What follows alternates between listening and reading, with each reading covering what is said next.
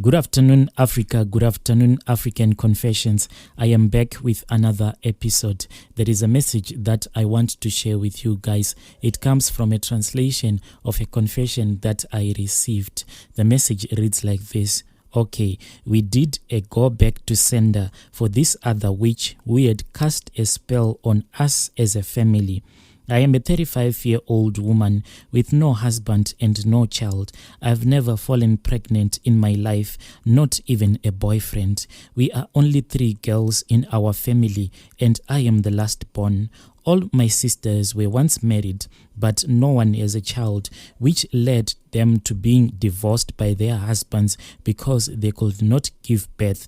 They are now staying with us again. We are now staying as a family. Now, what happened is that growing up, I used to stay with my sisters until I finished my high school. As I was growing up, in the beginning, it was funny because I used to notice that no matter what I do, I couldn't get a boyfriend. I never had a boyfriend, not even one who has ever asked me for my numbers. I don't know, maybe there is something wrong with me. Maybe guys, they don't see me as a woman. They just see me as another man who will be walking in the street. Now that we are all grown up, some of my friends that I used to attend high school with, most of them, they are married, and some of them, they do call me so that I can go and attend when they are having their wedding ceremonies. Sometimes I do go when my friends say that their bride price is being paid for, so I have to go there and show them support by attending the ceremonies. But whenever I go there to attend a friend's wedding, I just go there and I say a little prayer in my heart. The prayer that I say in my heart is like, God, can you also grant me this same favor? Look, all my life I have been praying this same prayer. Can you also give me the man of my dreams? I don't want to be single anymore. I just want to enjoy this thing called marriage. At one point in time, me and my sisters, we had to sit down because we had seen that there was something fishy that was taking place in our lives. So we had to discuss about this issue, and we reached a conclusion that we had to do something about it. So we planned to travel back to the village where our relatives were staying. When we went to our village, we then spoke with our grandmother, my mother's mother, and we said to her, Granny, is there anything that has happened even before we were born? Is there something that happened in this family? Because the way that we are unable to find love and the way that we are living a life full of misery and being alone most of the times, it is not okay. Look at us. We are still young women, but there is no man that wants to be with us.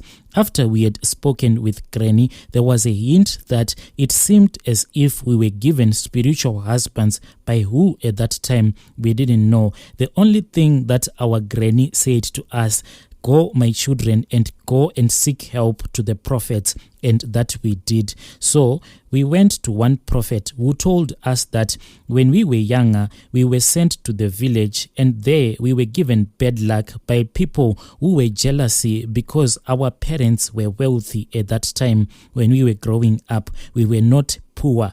That's why we are experiencing this. That prophet then said to us, in order for you to break the spell that was cast upon you by your father's enemy, you have to follow all of the instructions that I am going to give you. If you don't follow those instructions, you won't be able to break the spell that was cast upon you by your father's enemies. So he said to us, the instruction that I am giving you, you have to go to the river, and once you are at the river, dig up some river sand, take that soil and bring it here. The second thing that we had to do is that in the middle of our family compound, we had to dig a small hole and collect the soil and put it aside. After we had gathered the soil from the river and the soil from the middle of the family compound, we had to go to the shops and buy a black and a white cloth. Once we had gathered all of these items,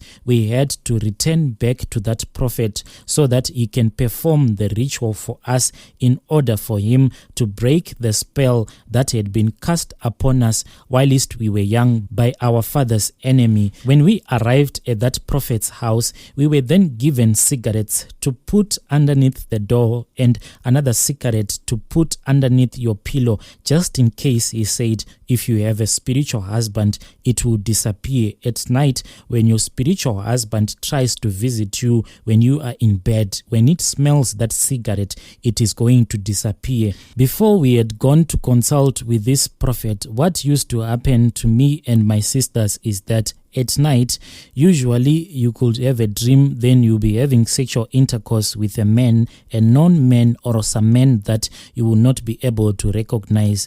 But in the morning, when you would wake up, you would wake up wet as if you have just finished having sexual intercourse with a man, and not knowing what would have caused all of that sensation. But ever since we had gone to consult with that prophet, all of our problems stopped. It never happened again. Then after a month, ever since we had visited that prophet, as I was speaking to one of my sisters, she then said to me, her husband was asking for love back, and he was asking if they could reconcile so that they can get back together. Then one of my sister actually had a wedding again. I was so happy for her. Everything was just going well in our lives again, because another sister of mine, she wanted a wedding again. So we made a plan. We had to travel back to that village where that prophet was staying, the one who had helped us to get rid of this evil spell that had been cast upon us. But when we arrived at his village, we tried to speak with him because we wanted to give him the money so that we can thank him for all of the good things that he had done for us. But after we had tried to offer him the money, he kept on refusing the money until we told him that we would like to do something called a go back to sender ritual, and he said that one he can perform for us. And he said he was going to do a go back to sender to the one who had caused all of this suffering in our life. Little did we know that this ritual that we had requested that this prophet perform for us, the go back to sender one, it was going to attack our own grandfather. Actually, our grandfather, my father's father, he was the one who was behind all of our suffering as a family. We heard it after the wedding that he had suddenly fallen sick, and that is why he could not come to attend one of my sister's wedding. The prophet then said to us that it is our grandfather who had been doing all of this, casting evil spells upon us so that we cannot get married. And he was the one who was responsible for raising up spiritual husbands, the ones that were coming to us whilst we were sleeping so that they can have sexual intercourse with us. And that prophet now is saying we shouldn't go and see him in the village. Otherwise, if we go there, he is going to cast more spells on us again. What should we do with this problem, brothers and sisters?